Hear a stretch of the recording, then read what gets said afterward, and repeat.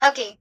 So, good morning ulit sa inyong lahat. We are now on the second part of our lesson in module number 12, which is, it has a topic about child rearing practices and family care. So, pag sinabi natin child rearing, guys, these reflect the kind of parenting style and exercise by our parents. No? So, dito madidiscover natin kung paano nga ba tayo dinidisiplina, inaalagaan, okay, ng ating mga magulang. So, these are the patterns or ways which, okay, our parents raise us, being their children. According to Dr. Diana Baumrind, a psychologist who studied about the parenting style, she identified the three broad patterns, okay, or the three broad patterns of parenting style. These are, number one, we have the authoritarian, permissive, and lastly is we have the authoritative. Okay, so for further research done by Eleanor McCoby and John Martina suggested another parenting style at ito yung tinatawag na neglectful. So meron na tayong apat. Okay? So these are the pictures showing this four parenting style, guys. Look at it. This one is the authoritative parents, wherein she is highly demanding and highly supportive din. Sumunod naman yung tinatawag na authoritarian, highly demanding and not supportive. Ito naman yung permissive parents, wherein highly supportive and not demanding.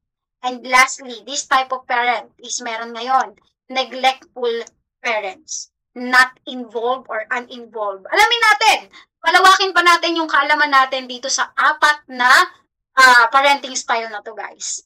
Dito muna tayo kay authoritarian. So guys, pag sinabi nating authoritarian, the parents here set rules, no? And the child is expected to follow. Halimbawa ako, nag-set ako ng rules and regulations sa loob ng tahanan. Kailangan masunod mo yan. No? Meaning to say, communication is the only way para magkaintindihan sila. Okay? Kapag nagtanong ang anak, bakit ganito? Bakit ganito? Eh mama, bakit kailangan kong gawin to? Diba? Bakit kailangan kong sumunod sa'yo? Ang laging sagot ng parents na authoritarian, guys, because I said so. Dahil sinabi ko, my house, my rules. Doon yun papasok, guys.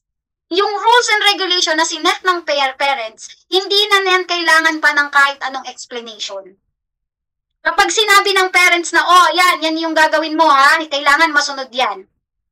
And guys, si authoritarian parent, napaka-common para sa kanya ng punishment. Okay? Because they have high expectation from their children. And what kind of expectation is that? Maging masunurin. No? Yun po ang karakteristik na meron ng mga authoritarian parents. Okay, next one. Okay, next one, guys, is the permissive. Ito namang permissive, guys. This type of parents is, ang nature naman ito, very giving. No? To the point na nai-spoil na yung kanyang anak. Napaka-warm and loving ng ganitong klase ng magulang. Diba? So, hindi sila masyadong nag-expect, diba, sa kanilang mga anak. Hindi rin sila masyadong nagbibigay ng limitations. Just like, you can do whatever you want. Diba? Pero, you should have your limitations. Minimal lang. Hinahayaan nila yung anak nila na maging part ng decision-making inside the family. Okay? So that the child is maramdaman niya na, ay, parte ako ng pamilya. So, I can decide. I can, share my knowledge. I can share my, suggestions. Which is tinatanggap ng parents, ng ganitong klase ng parents. So, ulitin po ni ma'am, no? Permissive is a type of parents wherein they are very giving. And umaabot na sa point na nai-spoil na nila yung kanilang children. Okay? So, permissive parents are highly supportive pero hindi sila demanding. Okay? Next one, yun namang tinatawag na authoritative. Pag sinabi nating authoritative, these are the type of parent who are reasonable and nurturing. Bakit sila natawag na reasonable and nurturing? Although they are setting high and clear expectation, no, kumbaga, naipapalawanag nila sa anak nila kung bakit ito yung dapat mo na sundin. No, malaki ang pagkakaiba ng authoritarian kay authoritative. Si authoritarian kasi, kapag nag-set siya ng rules inside the family, this type of parent, hindi niya na kailangang magpaliwanag. Ang sagot lang niya pag nagtanong ang kanyang anak, dahil sinabi ko, sundin mo. Nakukuha po? So, dito kay authoritative, nagsiset man siya ng expectation, nagsiset man siya ng high and clear expectation, pero hinahayaan niya pa rin ng kanyang anak na maging self-discipline. Okay? So, children with parents who demonstrate this style tend to be self-disciplined and think for themselves. Diba? Ito yung klase na beneficial. Ang pinakang benefit nito ay tungkol sa kanyang anak. Parang ganito yan, guys. Halimbawa, si TJ pinagalitan ko.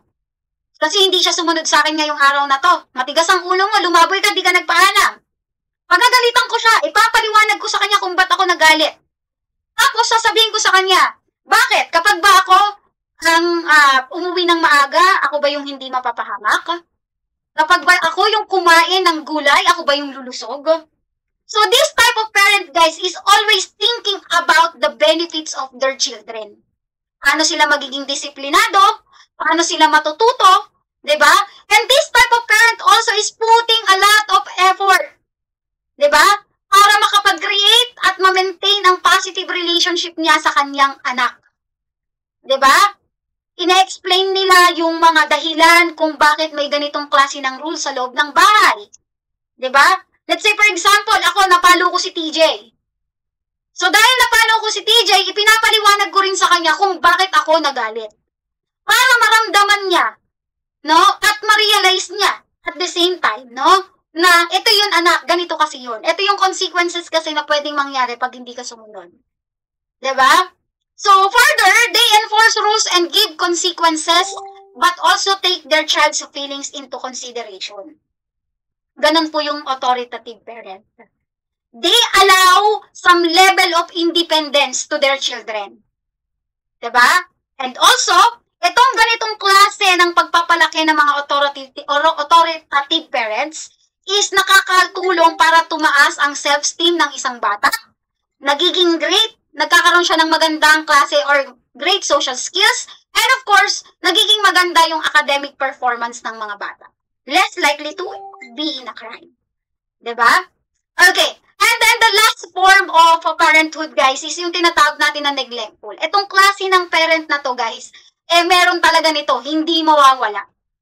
Bakit? Because this type of parents get to not be involved in child rearing. Kumbaga, inanak lang kita, wala akong pakialam sa'yo, bahala ka sa buhay mo. Parang ganun. Diba? Nagpo-provide man sila ng mga pangangailangan ng kanyang anak, pero pagdating sa pagmamahal, pagdating sa pag-aalaga, hindi niya to kayang suportahan.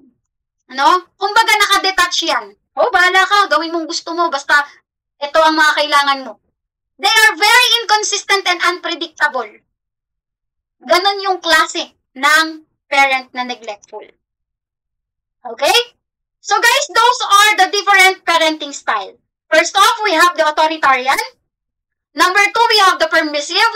Number 3 is the authoritative. And lastly is neglectful.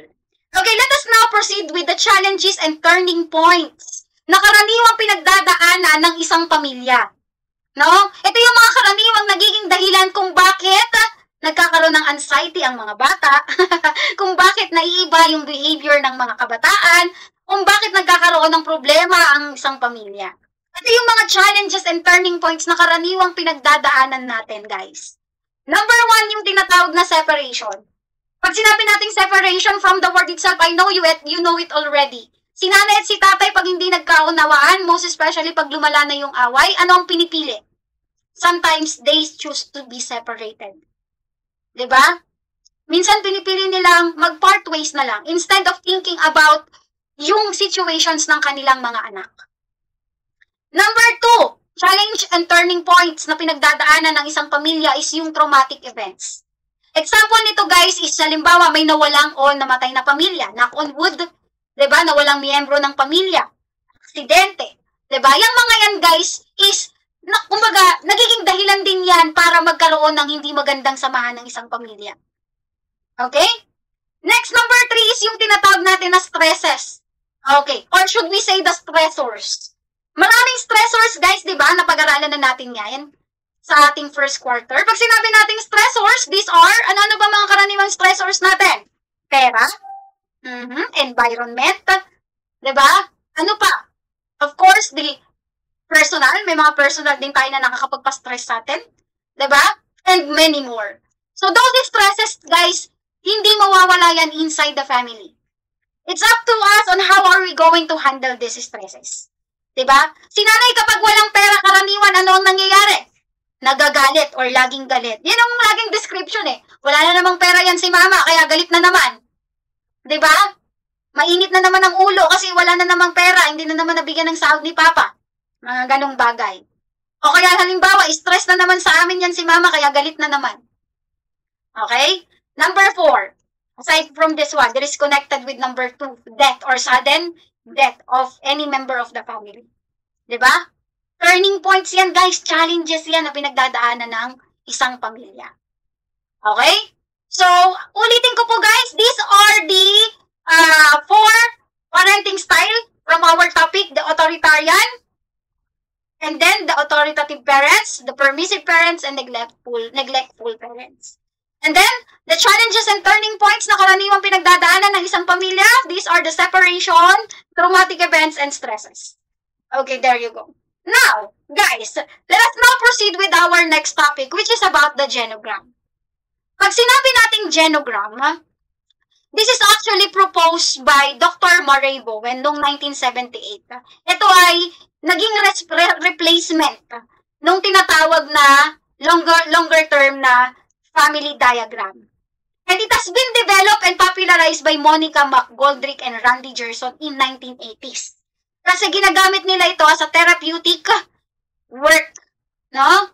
So, yung genogram, it is like a family tree that comes alive, or families that are complex system or that has a complex system that interact with other communities and kin groups. Okay? In which they are a part of. So guys, pag sinabi nating genogram, it will not only show you the names of the people who belong to your family lineage, but also, this will show how these people interact with one another and other members of the family. Okay? Most especially the other people that significantly involved in their lives. Okay. Now guys, to simplify the representation of the information na pwede niyang mai-provide, gumamit si genogram ng symbols para mas maintindihan po natin. So these are the standard symbols na ginagamit ng genogram o sa paggawa ng genogram. Pag circle, guys, it represents the female symbol. Okay? At kasunod po ng female symbol na circle is the name and age. Let's say, for example, si mama. Diba? Siyempre, dahil babae si mama, ang kanyang symbol is circle.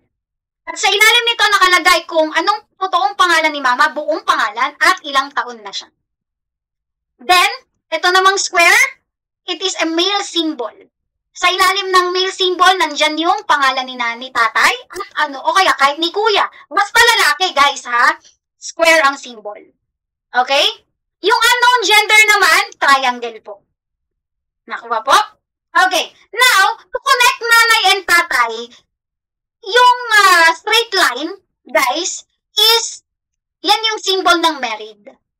Sa ibabaw nito, guys, nakalagay kung ilang taon na silang kasal. No? Yung year, kung kailan sila kinasal at ilang taon na silang kasal. Next one. Ito naman, yung dotted line. Ito namang dotted line, ang tawag dito, de facto relationship. Okay? Pag sinabi nating de facto relationship, ito yung, let's say for example, hiwalay si nanay at si tatay. No? Or maybe, sorry let's say malayong kamag-anak. Diba? So, let's say they are malayong kamag-anak. So, ilalagay nyo lang yung gantong line. Dotted. No? Malayong kamag-anak. Okay. Next symbol, guys, is we have, ito. Yung parang pa-cross pero slant po siya. Ito ay separation. Okay? It is a symbol for separation. And then, ito naman, guys, itong line na to, it is a symbol for divorce. Sa ilalim nito, date or age. Okay? How about the children? How are we going to identify the children? Okay? These are the symbols. Let's say, for example, yung kapatid mong lalaki, wala na. Ilalagay mo pa rin siya. Ang symbol niya, let's say lalaki siya, so, square, tapos X. Death. Okay? small cross sa corner ng symbol. Okay? And then sa ilalim, nakalagay dyan. Yung dotted circle naman, it can be used to enclose the members living together currently. Let's say, for example, sino yung pinakabata sa inyo? So, pwede ninyong gamitin itong dotted circle na to. Okay? Next one is the conflictual relationship. Pag sinabing conflictual relationship, eto siya. No? So, square is para sa lalaki and circle is para sa babae. Tapos, meron siyang zigzag na ganito, na line. Ang tawag dyan, conflictual relationship symbol. Tapos, let's say for example, si nanay is very close kay ate or kay kuya, pwede kayong gumamit ng ganitong klase ng symbol. Very close. Okay? Next one, guys, is yung tinatawag natin na distant relationship. Ito yon, distant relationship. Yan. Let's say separated si mama at si papa, so pwede mong gamitin yung symbol na distant relationship. Okay? Or let's say for example, meron kayong adopted child, so pwede kayong gumamit ng distant relationship symbol. So, yan po yung mga symbols na pwede nyo gamitin once na gumawa na kayo ng genogram. Okay? Let's say for example, ito guys. Yan, ito yung example ng genogram. Okay? Kung saan nakalagay dyan si nanay, si tatay, of course, gender unknown, nakalagay lang dyan yung, yan. Of course, ang pet diamond ang diba? Tapos, meron kayong adopted child na lalaki, may poster child na kayo na lalaki, tapos merong buntis sa inyo. Diba? Dahil unknown pa kung sino yon, let's say for example, yung ipinagbubuntis na yon ni ate or ni nanay, ang ilalagay mo dito is triangle. Kasi unknown pa eh. Diba? Paano po ma'am kapag nakunan si mama? Di, ang lalagay nyo ganito. Triangle tapos X. Miscarriage po yan. Paano po pag nagpa-abort si mama? Triangle tapos X and then sa gitna ng X is line. Paano po pag namatay po yung kapatid kong lalaki? Diba? Square. Okay? And then X sa gitna. Paano kung babae po ang namatay? Circle. And then X sa gitna. Got it? And then, kung halimbawa naman you have your twin brothers and sisters, pwede kayong gumamit ng ganitong klase ng symbol. Kung identical twin sila, ito yung symbol. Kung babae yan, so of course, circle, circle. Pero kung lalaki pareho, square, square. Got it? Okay, there you go. So, this is the example of the genogram. As you can see, guys. So, medyo liliitan lang ni ma'am ng konti para makita nyo po. Okay, this is an example of a genogram. Yan. So, si mama at si papa. Diba? And then, sa ilalim nila, they have si uncle. Diba? And then, wait lang po. Baguhin lang ni mama yung paliwanag. Sorry po. So, this is an example of a genogram, guys, no? So, here you can see the two sides. Diba? Meron tayong mother side at saka father side. Tama? Si mother side at saka si father side. So, let's say for example, kay father side muna tayo. Tingnan nyo, hahatiin ko guys, ha. Yan. Father side po muna tayo. Kay father side, of course, si lolo at saka si lola. Ma'am, paano po kung wala na po si lolo at lola? Di ilagay mo X sa gitna. Lagyan mo ng X sa gitna. Diba? And then, para siyang family tree. Diba? Sa ilalim niya, nandyan si aunt, si uncle, at saka syempre si papa mo. Diba? And then, sa ilalim ni tita mo, nandyan si tito, yung kanyang asawa. Tapos, sa ilalim niyan yung kanilang anak na lalaki. And then, sa kabila naman, si uncle walang asawa, so ganyan lang siya. Stay put lang siya ng ganyan. Then, proceed tayo, si papa naman to. Yan. Okay. Hinati ko yan kanina, di ba? Dito tayo kay mother side. Nakikita niyo si tatay, si lolo, sa mother side. Ito si lola sa mother side pa rin. Sorry po, kay mother side pa rin. So, sa ilalim ni lolo at lola sa mother side, syempre si mama mo bilang panganay. Let's say siya yung panganay. Si tito, si tito at si tita. Diba? And then, syempre dahil mag-asawa si mama at si papa mo sa ilalim yan, kayo na. Okay? Kayo na yan. So, dito nakalagay, ikaw. Ikaw. Tapos, halimbawa, ikaw, meron ka ng asawa. Halimbawa lang, may asawa ka. Diba? Lalagay mo dyan yung asawa mo. Sa ilalim nyo, anak nyo. Lalaking anak at saka babaeng anak. May anak agad? Okay. Next one, yung kapatid mo. Okay, yung kapatid mo, na lalaki, meron na rin siyang asawa. Yun yung nakalagay dito is your sister-in-law. Sa kabila naman, may kapatid ka ulit na babae. Yung kapatid mong babae, may asawa na rin siya. Yan. That is your brother-in-law. At sa ilalim nila is yung mga pamangkin mong babae at lalaki. Okay? Guys, this is the simplest form of making a genogram. Mas simple po ito. I won't go further with the sample genogram number 2. Kasi mas madaling gawain ang sample number 1. Okay? So, paano naman po ma'am kapag ilalagay po namin yung mga dates at saka yung mga pangalan po nila?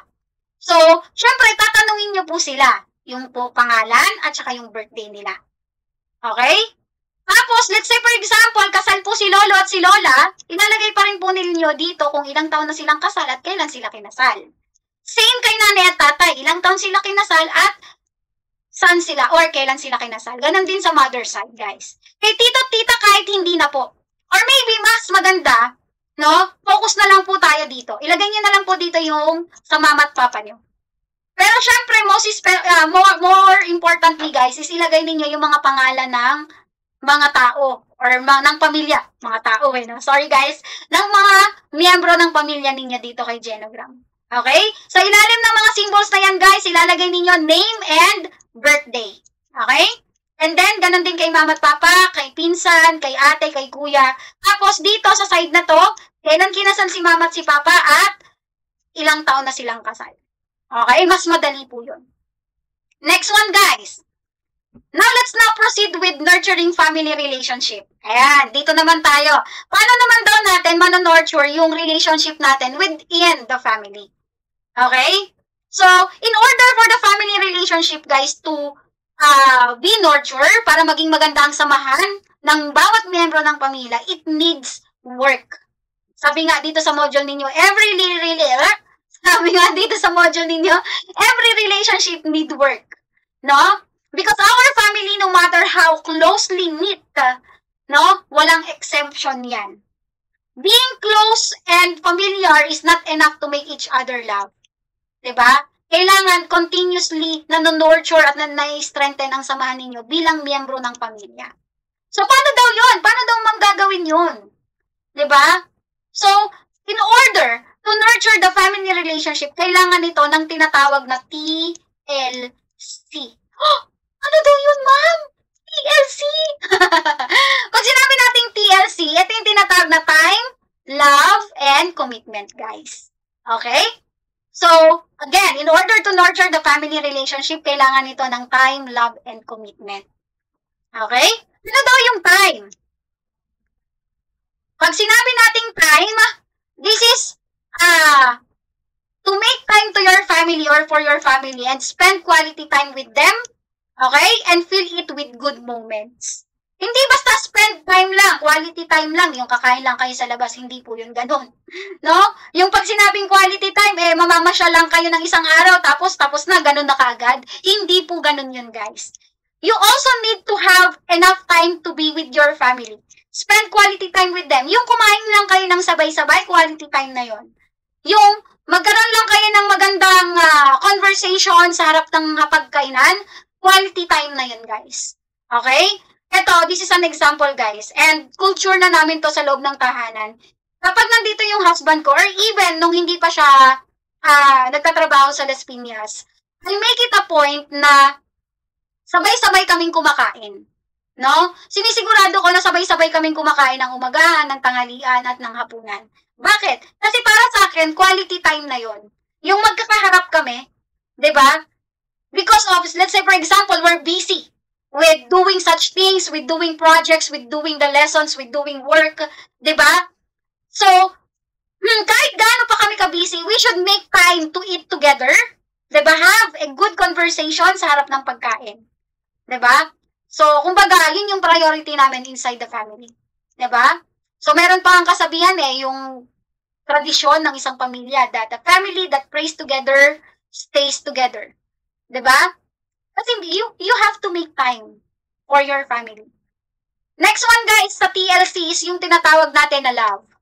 Pag sinabi nating love, this type of, or this one is, the family should build one love or on love. Diba? Ang isang pamilya, hindi naman mabubuo yan kung hindi yan nabuo ng pagmamahal. As everybody loves and needs to be loved, the family should be the first to show it. 'Di ba? Sa loob ng tahanan, dapat natin mas nararamdaman yung pagmamahal na kailangan natin. Kaya nga yung family, it should be built with love eh. 'Di ba? O may magtatanong na naman sa inyo, paano po ma'am kung hindi po ako mahal ng mama at papa ko? Hindi totoo po yan. 'Di ba? Na kung nasaan kayo ngayon, yun ay dahil sa pagmamahal ng nanay at tatay nyo. Kaya nyo na ma-manipulate ng emosyon ng mama at papa nyo. It's because mahal nila kayo. Hinahayaan nila kayong maging malaya sa bawat desisyon na ginagawa ninyo. It is because mahal nila kayo. They are letting you experience and grow as a person dahil mahal nila kayo. Okay? However, love does not grow on its own. Kailangan ginagawa mo rin yan. Kailangan pinapakita mo rin yan. Of course, a family member should know how to show love. Okay, example. Maipapakita mo ba na mahal mo ang nanay at tatay mo kung hindi ka sumusunod sa kanya? Masasabi mo bang mahal mo ang mama mo kung palasagot ka? Kung kapag may sinabi sa'yo ang mama mo, hindi mo pinapakinggan? Masasabi mo bang mahal mo siya? Di ba hindi? Kaya nga, ang pagmamahal, ipinapakita, ginagawa. Diba? At, syempre, diba? Syempre, laging nag-grow. It continuously grow. Diba? Inside the family. Another one, part of TLC, is yung tinatawag nating commitment. As it takes effort to do all things, you must commit yourself in doing ano ba yung tama? Ano ba yung magiging paraan para maging healthy ang relationship ko with my family? Paano nurture, no? Yung healthy family relationship na meron kami. Alam nyo kung bakit, guys? Because being committed, you put your well-being and happiness of your family first. Yun naman talaga dapat. Diba? Being a part of your family, kailangan committed ka that you put the well-being and happiness of your family first. Kumbaga, you become dependable para sa kanila kasi tumutulong ka para ma-enhance yung family relationship na meron kayo. Diba? And then, of course, you make them feel secure. Okay, there you go. So, that's it, guys. That's our topic or second part ng lesson natin sa module number 12, which is ang title natin is My Inner Circle and Nurturing Family Ties. Okay, there you go. So, ulitin po ni ma'am, ano po yung TLC? Pag sinabi nating TLC, time, love, and commitment. Okay, there you go. Now, for your activity, guys, you're going to create a genogram, no? So, susundan lang po ninyo yung topic natin, yung diniscuss ko sa inyo. You will create your own genogram. And then, you're going to show the prevailing relationship among the members of your family. There you go. Then for activity number 2, you're going to make a letter. Diba? For your family members. Okay, pwedeng kay mama at papa. No? Sasabihin ninyo lahat ng gusto ninyong sabihin. Gagawa kayo ng love letter para kay mama at papa. And then you will write everything you want. Diba? Sa letter na yan. Okay, got it? Next one. My family's theme song. Ito naman guys, mag-iisip kayo ng theme song ng family ninyo. Kahit ano. Either rock, mellow, or pop. Okay? And then, isusulat ninyo ito guys sa stationery. Kailangan creative ang pagkakasulat ha. Yung lyrics po. Isusulat ninyo ito sa isang stationery. And then, ipapasa ninyo ito sa akin. Guys, hindi po ito sa Google Classroom ipapasa. Yung activity number 1, 2, and 3, hindi ko na po ito ipapapasa sa Google Classroom. Ipapasa po ninyo sa akin ito personal. Okay? So, si genogram is isusulat, ilalagay po ninyo sa inyong journal. Okay? Sa journal para hindi po mawala, activity number 1. Yung letter po para kay mama at kay papa, any family member po, is ilalagay din po ninyo sa stationery. And then, yung activity number 3, your family's theme song, isusulat din po ninyo sa stationery and then ipapasa din po ninyo sa akin. Okay? Kailan po ang deadline? Ang deadline po nito guys is sa Monday. Okay? So I will be expecting everyone na may maipapasa po sa akin sa Monday. Okay, there you go. That's it for our topic. Okay, sa module number 12. If you have any questions guys, pwede po kayong mag-message sa akin personally. And I will give you all the answers na kakailanganin ninyo. Pag may tanong po kayo kung paano natin mabubuo ang genogram, ayan, mag-message lang po kayo sa akin or pwede pong sa GC. Okay, got it? Okay, that's all for today, guys. Thank you very much for this day. Have a nice day. And of course, see you on our next lesson. Ciao, bye!